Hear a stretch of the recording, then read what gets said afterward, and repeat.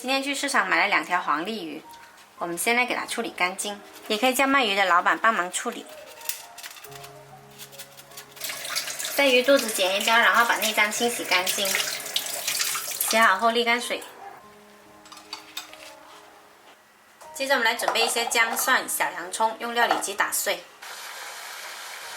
搅打5秒钟就可以。再来调一下味，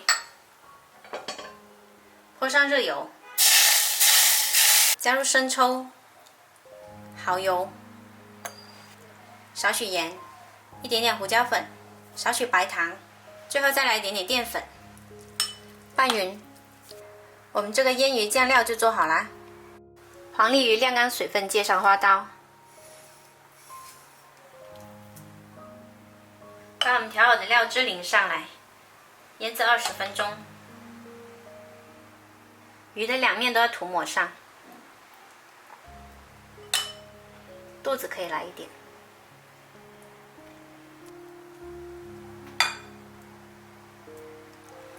来切一些葱段跟姜片，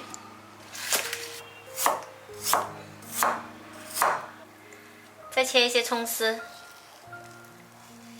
先把葱的一边切开，摊成一张，然后折起来，就这样子把它们全部卷起来。从侧边开始切。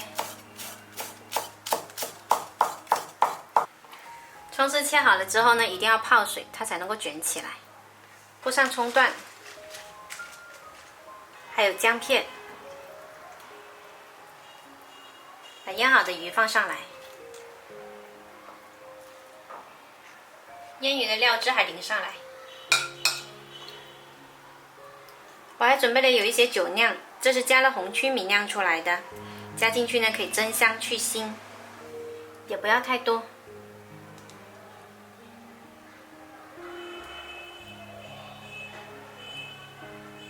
准备好了之后呢，就可以来焗啦。盖上盖，调大火，先焗5分钟。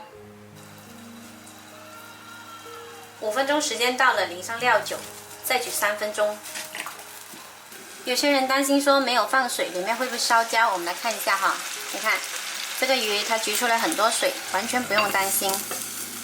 好啦，时间到，把我们准备的葱丝放上来。给葱丝泼一点点油，逼出香味。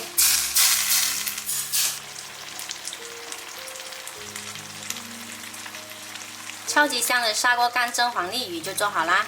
喜欢的朋友可以收藏起来试一下哦。我是小坏，喜欢我的视频记得关注我哦。